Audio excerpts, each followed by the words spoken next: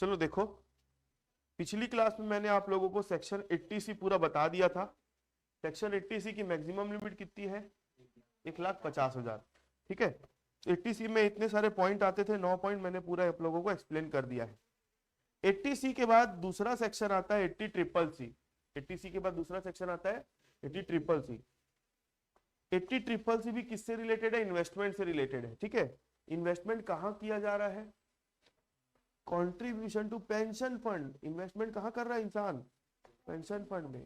किसके? Insurance company जो product निकाली है पेंशन फंड के नाम से, उसमें अगर आप कंट्रीब्यूट करोगे, इन्वेस्ट करोगे, तो आप सेक्शन 80CCC में भी बेनिफिट ले सकते हो। 80C में नहीं, 80CCC में। लेकिन अब यहाँ पे एक समस्या ये है कि मैंने आप लोगों को ये बताया था कि 80C की मैक्सिमम लिमिट कितनी है? 1.5 लाख। तो 80C की मैक्सिमम लिमिट तो 1.5 लाख है, लेकिन उस 1.5 लाख में 80CCC को भी इंक्लूड करके लेना पड़ेगा। मेरा बोलने का मतलब 80C प्लस 80CCC दोनों की लिमिट मैक्सिमम 1.5 लाख है, अलग अलग नहीं, कंबाइंड लिमिट। मतलब मैंने यहां पर उस चीज को इस तरीके से लिख दिया है, maximum limit of deduction allowed under section 80C and 80CCC। तो मैक्सिमम लिमिट कितनी है? 1.5 लाख। फिर 80C में जितना डिडक्शन ले रहे हो वो ले लो, प्लस 80CCC में जितना डिडक्शन आ रहा है वो ले लो। दोनों को जोड़ के अमाउंट बाहर निकालो, ये दोनों में जो छोटा होगा उतने की डिडक्शन मिलेगी, उससे ज्यादा की नहीं मिलेगी। इतनी बात समझ में आई? मतलब 80C और 80C की दोनों की मिला के लिमिट है 1.5 लाख की, अलग अलग नहीं है। मतलब 1.5 और 1.5 3 नहीं है। मतलब फॉर एग्जाम्पल, अगर एक एग्जाम्पल लू तो, एक मिनट, अगर एक एग्जांपल ले, मान लो 80C में टोटल इन्वेस्टमेंट अगर आपका आ रहा है 1,30,000 का 80C का, और 80CCC का आ रहा है 40,000, तो दोनों मिला के कितना हो रहा है? 170। तो अब दोनों में कम कौन सा है? 170 और 150 में, तो 150 का डिडक्शन मिलेगा। आई बात समझ में? मतलब यहाँ पे आप लोगों को अगर मैं लिमिट की बात बताऊं, तभी तक मैं 3 लिमिट बता चुका हूं। कौन कौन सी वो 3 लिमिट है? पहली खुद की लिमिट कौन बोलता है? Life insurance premium. Life insurance premium की लिमिट क्या थी? देखना पड़ेगा LIC लिया कब है, 31/3/2012 या उससे पहले लिया है कि उसके बाद लिया है। अगर उसके 31/3/12 है, उससे पहले लिया हुआ है, तो ये वाले के हिसाब से लिमिट देखोगे 20% वाला, और 31/3/12 के बाद लिया है तो ये वाली लिमिट देखोगे। क्लियर है? उसके बाद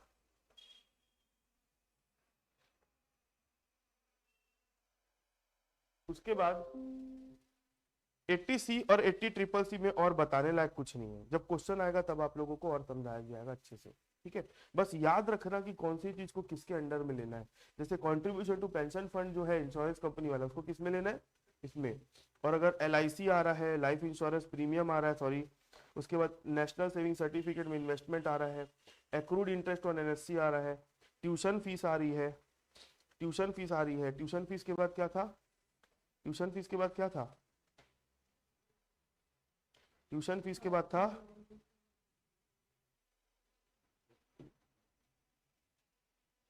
ट्यूशन फीस के बाद क्या था? हाउसिंग लोन का रीपेमेंट था, प्रिंसिपल अमाउंट। उसके बाद क्या था? Investment in public provident fund, contribution to SPF RPF या ASF by employ, investment in 5 year post office term deposit, subscription to eligible issue of shares या कैपिटल। तो इतना अगर है तो उसको 80C में लेना है, और पेंशन फंड वाला है तो 80CCC में लेना है। और 80C और 80CCC की लिमिट मिला के कितनी देखनी है? 1,50,000 की लिमिट देखनी है, उससे ज्यादा की नहीं होगी। ठीक है, उसके बाद 80D अगला सेक्शन है। 80D, यहाँ पे D को आप समझ सकते हो, D फॉर डॉक्टर। डॉक्टर का रिलेशन किससे है? मेडिकल फील्ड से है। तो इसलिए अगर आप मेडिकल इंश्योरेंस कराते हो या फिर हेल्थ इंश्योरेंस कराते हो, तो उसके ऊपर जो प्रीमियम का पेमेंट करते हो, तो उसका भी आप 80D में क्या कर सकते हो? डिडक्शन ले सकते हो। किस चीज का? मेडिकल इंश्योरेंस का और हेल्थ इंश्योरेंस का, अगर आप प्रीमियम पे कर रहे हो तो। अगर आप मेडिकल इंश्योरेंस प्रीमियम या हेल्थ इंश्योरेंस प्रीमियम का पेमेंट कर रहे हो, किसके किसके लिए? खुद के लिए, बच्चों के लिए और स्पाउस के लिए, या फिर आप किसके लिए कर रहे हो? पेमेंट के लिए, पेरेंट्स के लिए, सॉरी। तो आपको यहाँ पर इतने रुपए की डिडक्शन आप क्लेम कर सकते हो, यहाँ पे इतने की डिडक्शन आप क्लेम कर सकते हो। 80D और एक डिडक्शन की बात करता है, कहे कि प्रिवेंटिव हेल्थ चेकअप। 80D के अंदर दो अलग अलग चीजों की बात हो रही है, एक तो मेडिकल इंश्योरेंस प्रीमियम की और दूसरा प्रिवेंटिव हेल्थ चेकअप की। तो मेडिकल इंश्योरेंस प्रीमियम को पहले अच्छे से देखो क्या बोलता है। अगर आपने मेडिकल इंश्योरेंस प्रीमियम का पेमेंट किया है किसके किसके नाम से, खुद के नाम से या फिर स्पाउस के नाम से या फिर बच्चों के नाम से, तो डिडक्शन कितनी मिलेगी? मैक्सिमम लिमिट यहाँ के लिए अलग याद रखना है 25,000 की और 50,000 की। 25,000 की डिडक्शन कब मिलेगी? नॉर्मल, और 50 की सीनियर सिटीजन के केस में। तो ये मैक्सिमम लिमिट है, इससे ज्यादा की डिडक्शन नहीं ले सकते आप। उसके बाद अमाउंट ऑफ प्रीमियम पेड, जितना आपने प्रीमियम का पेमेंट किया है वो ले लो, ये दोनों में कंपेयर करो, दोनों में जो कम होगा उसको क्या बोलेंगे? डिडक्शन के अमाउंट। 80D में आप इतना डिडक्शन क्लेम कर सकते हो।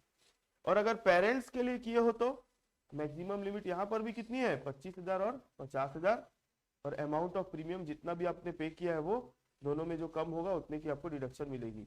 अब यहाँ पे छोटी छोटी कुछ कुछ बातें याद रखनी है आप लोगों को। पहला कि भाई जो प्रीमियम का पेमेंट है ना वो चेक या ऑनलाइन मोड से होना चाहिए। प्रीमियम का पेमेंट किससे होना चाहिए? चेक या ऑनलाइन। अगर कैश में प्रीमियम का पेमेंट कर दोगे ना तो सेक्शन 80D का डिडक्शन आप लोगों को नहीं मिलेगा। तो ये चीज का ध्यान रखना है। क्वेश्चन में देखना हमेशा लिखा रहेगा बाजू में पेड बाय चेक या पेड बाय कैश। और अगर क्वेश्चन साइलेंट है, लिखा नहीं है चेक से पेमेंट किया है कि ऑनलाइन किया है कि कैश से किया, तो हमेशा क्या एज्यूम करोगे? चेक से किया होगा या ऑनलाइन किया होगा। इतनी बात समझ में आई? 80D की मैक्सिमम लिमिट कितनी है? 25,000 50,000। 25,000 कब? नॉर्मल केस, और 50,000 कब? In case of senior citizen. अब इसके बाद यहां पर एक साइन लगाया है मैंने प्लस का, मतलब यहां पर मैंने एक साइन लगाया किसका? प्लस का। मतलब इसका पहले डिडक्शन अलग से निकाल लो। किसका? ये तीनों का। पेरेंट्स का अगर किया तो निकाल लो, फिर दोनों का जोड़ के 80D में आप डिडक्शन ले सकते हो। नहीं है बात समझ में? जैसे फॉर एग्जांपल मिस्टर एक्स है, मान लो मिस्टर एक्स है, मिस्टर एक्स ने सेल्फ का, स्पाउस और चिल्ड्रन के नाम से 30,000 रुपए का प्रीमियम पेमेंट किया है, हेल्थ इंश्योरेंस प्रीमियम, और पेरेंट्स का 20,000 का पेमेंट किया है। तो टोटल प्रीमियम कितना पे कर रहे हैं? तो डिडक्शन कितने की मिलेगी? डिडक्शन कितने की मिलेगी? कैसे? 50,000 की। पहले सेल्फ वाले का निकालो। क्वेश्चन में कहीं लिखा नहीं, मैंने एग्जांपल में कहीं लिखा नहीं कि हाईली डिसेबल था। तो पहले वाले में कितना प्रीमियम पे किया है? 30। तो यहाँ मैक्सिमम लिमिट कितनी लेना है? 25, और उसने प्रीमियम कितना पे किया है? 30। दोनों में कम कितना है? ये 25 इसका आ गया सेल्फ वाले का। अब पेरेंट्स के नाम से कितना पे किया है? 20। सॉरी, यहाँ तो मैक्सिमम लिमिट 25 है, ठीक है, और यहाँ पे प्रीमियम कितना पे कर रहा है? 20। तो ये दोनों में कम कितना है? तो 20 और 25 टोटल कितना हो रहा है? 45,000। तो टोटल डिडक्शन कितने का मिलेगा? 45। तो इसलिए प्लस का साइन मैंने बीच में लगाया है। अगर पेरेंट या उसमें कोई ऐसा रहता जो हाईली डिसेबल्ड है, सॉरी सीनियर सिटीजन है, तब अब जैसे मैं अपनी मम्मी के नाम से हेल्थ इंश्योरेंस करा के रखा हूं, लेकिन मेरी मम्मी की 54 ईयर्स है मात्र, तो मेरी मम्मी क्या सीनियर सिटीजन हो गई क्या? नहीं। तो सीनियर सिटीजन के केस में 50,000 का लिमिट देखना है। आप लोग पेरेंट्स नाम जब आता है तब आप लोग इमोशनल हो जाते हो, हमेशा उनको क्या सोचने लग जाते हो? Senior citizen. लेकिन एक्चुअली हर पेरेंट सीनियर सिटीजन नहीं होता है, ठीक है। तो सीनियर सिटीजन के केस में मैं शायद उस समय पढ़ते पढ़ते गलत पढ़ दिया था। 25,000 किस केस में आपको डिडक्शन मिलेगा? Normal citizen. और 50,000 का कब मिलेगा? Senior citizen. यहाँ पे डिसेबल वाला बात नहीं हो रहा है, यहाँ पे नॉर्मल और सीनियर सिटीजन की बात हो रही है, ठीक है। इतनी बात क्लियर है?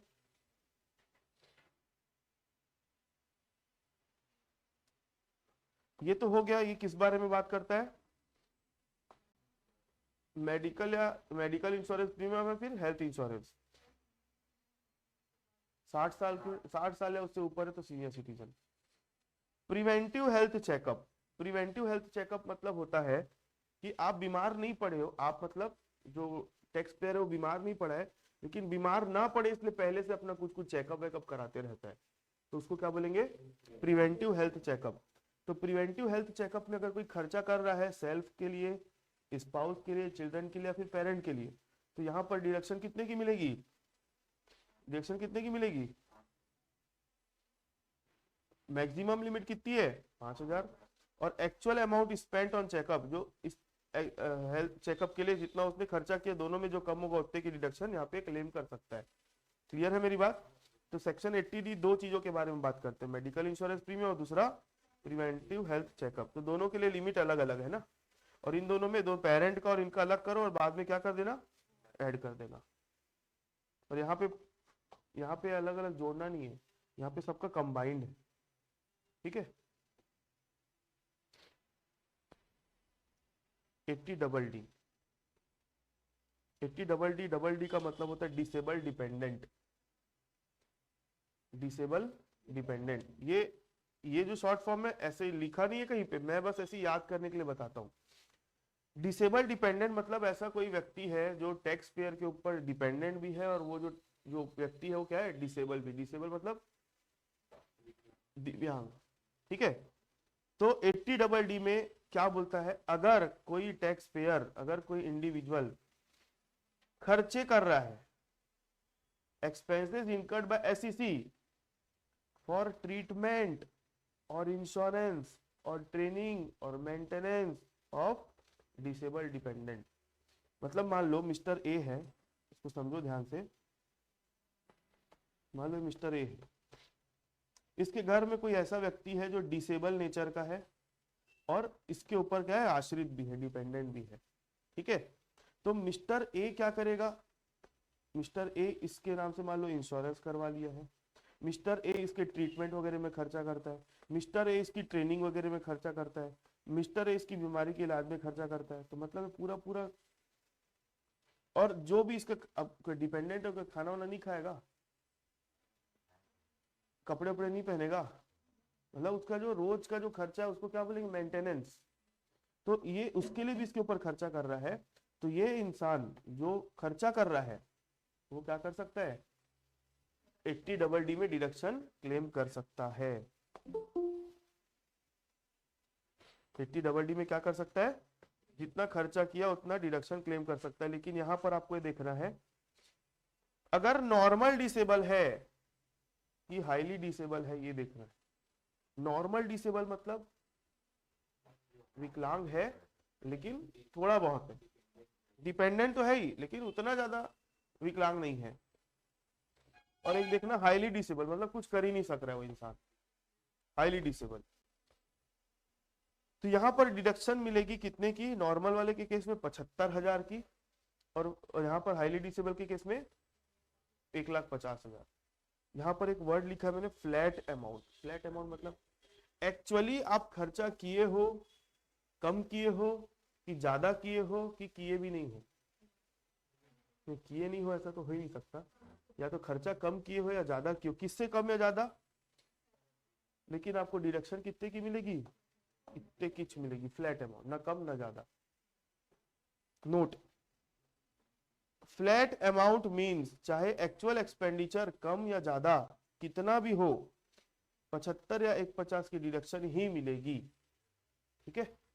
75,000 या फिर 1,50,000 की ही डिडक्शन मिलेगी, चाहे आपका एक्चुअल एक्सपेंडिचर कितना भी हो, कम हो या ज्यादा हो। नॉर्मल के केस में 75 और हाईली डिसेबल के केस में 150। क्लियर है, आगे बढ़े। 80DD, 80DD, 80DD मतलब expenses incurred for medical treatment of specified diseases. कभी कभी क्या होता है, इनकम टैक्स वाले ना कुछ कुछ बीमारियों का नाम का लिस्ट बना के रखे हैं, बड़ी बड़ी बीमारी बोल सकते हैं। अगर कोई करदाता, अगर कोई एसईसी जो है ट्रीटमेंट करवा रहा है, किसका किसका ट्रीटमेंट करवा रहा है, स्पेसिफाइड डिजीज का ट्रीटमेंट करवा रहा है, तो उसके ऊपर जो भी खर्चे अगर किया है उसने, मेडिकल ट्रीटमेंट पर जो भी खर्चा किया है बीमारी के इलाज के लिए, तो वहां पे डिडक्शन क्या कर सकता है, वो क्लेम कर सकता है। ठीक है, डिडक्शन कितना क्लेम कर सकता है, एक्चुअली उसने जितना अमाउंट स्पेंड किया, या फिर मैक्सिमम लिमिट है कितनी, 40,000 और 1 लाख, दोनों में जो कम होगा उतने का डिडक्शन ले सकते। यहाँ फ्लैट अमाउंट नहीं है ना, यहाँ 40,000 या फिर 1 लाख, और एक्चुअल जितना एक्सपेंडिचर किया है वो दोनों में जो कम है उतना का डिडक्शन मिलेगा। अब 40,000 कब लेना है और 1 लाख कब लेना है, नॉर्मल सिटीजन के केस में 40,000 और सीनियर सिटीजन के केस में 1 लाख का डिडक्शन आपको लेना है। क्लियर है? अगर क्वेश्चन साइलेंट है तो नॉर्मल नॉर्मल मानना है, या फिर क्वेश्चन में एज दिया रहता है, एज तो एज से पहचानना पड़ेगा। 70 साल लिखा है तो बताओ सीनियर है कि नॉर्मल है, 59 ईयर लिखा है तो, और 60 ईयर लिखा है तो सीनियर। 60 साल का आदमी हो गया मतलब सीनियर सिटीजन। उसके बाद section 80E, E for education. Section 80E, E for education. जिन लोग पढ़ाई वढ़ाई करने के लिए एजुकेशन लोन लेते हैं, जानते तो होंगे आप लोग पढ़ाई करने के लिए एजुकेशन लोन मिलता है, तो जिन लोग पढ़ाई करने के लिए एजुकेशन लोन लेते हैं, उस एजुकेशन लोन पर जो इंटरेस्ट का पेमेंट कर रहे हैं, तो उसका आप डिडक्शन ले सकते हो। कौन से सेक्शन के अंदर, सेक्शन 80। अब यहाँ पर एक बात आती है कि लोन आप किसके किसके लिए ले सकते हो, सेल्फ, स्पाउस और चिल्ड्रन। डिडक्शन कितने की मिलेगी, इंटरेस्ट जितना आपने पे किया है एजुकेशन लोन के लिए ड्यूरिंग द प्रीवियस ईयर में जितना आपने लोन इंटरेस्ट का पेमेंट किया, ब्याज का पेमेंट किया, उतने का आप डिडक्शन ले सकते हो। लेकिन डिडक्शन जो है मैक्सिमम कितने साल तक के लिए मिलेगी, 8 साल तक के लिए मिलेगी। उससे ज्यादा अगर आप एक्स्ट्रा 8 साल के ऊपर अगर और ब्याज दे रहे हो तो 8 साल के बाहर वाले ब्याज की डिडक्शन नहीं मिलेगी। क्लियर है यहाँ तक? तो ये था आपका सेक्शन 80E।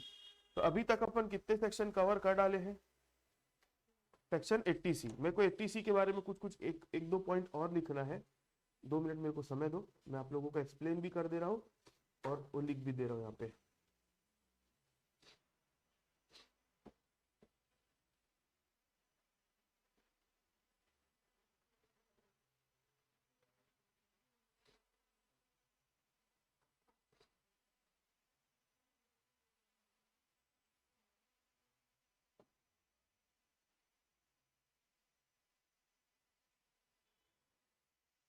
एट्टी सी की डिडक्शन आप कब क्लेम कर सकते हो, 80C की डिडक्शन आप क्लेम कर सकते हो जब आप कुछ कुछ इन्वेस्टमेंट कर रहे हो।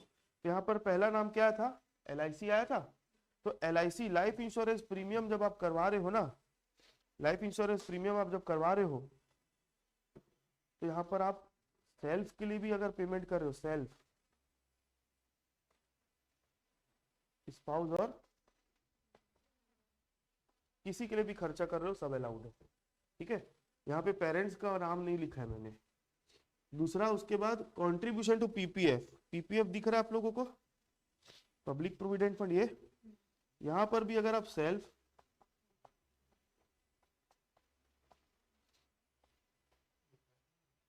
कहाँ लिखा है, अच्छा लिख डालोगे, सॉरी मेरे को नहीं दिख रहा था।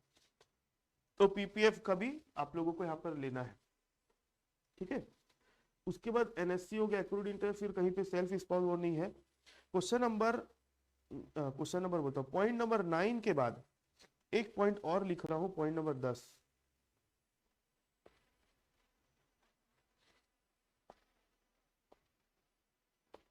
पॉइंट नंबर 10,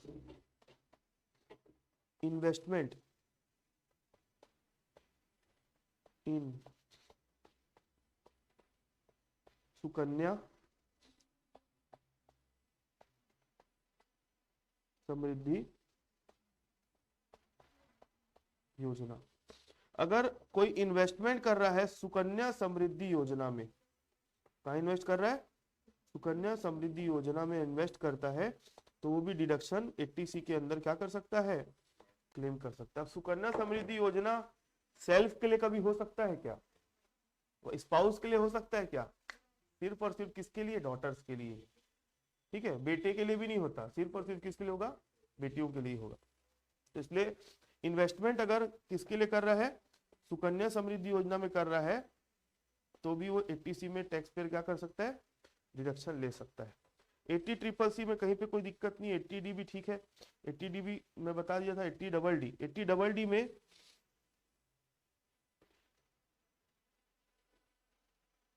80DD में expense incurred by SEC, expense incurred by SEC for treatment, insurance, training, maintenance of disable person. Disable person कौन हो सकता है? कोई भी डिसेबल के ट्रीटमेंट में अगर इलाज कराएगा तो नहीं, डिसेबल पर्सन जो है ना उसका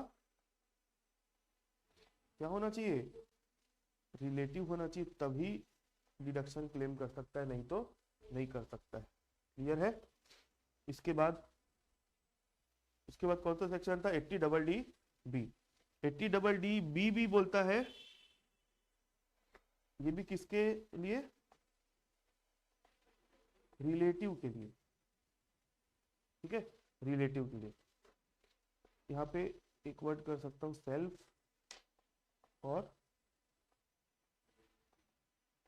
रिलेटिव। फिर उसके बाद एजुकेशन लोन। एजुकेशन लोन तो मैंने लिख दिया किसके किसके लिए? सेल्फ, स्पाउस और चिल्ड्रन के लिए। तो अभी तक की क्लास में मैंने सेक्शन 80C से लेकर 80E करवा दिया है। इसके बाद की क्लास में मैं आप लोगों को सेक्शन 80G वगैरह के बारे में बताऊंगा। ठीक है।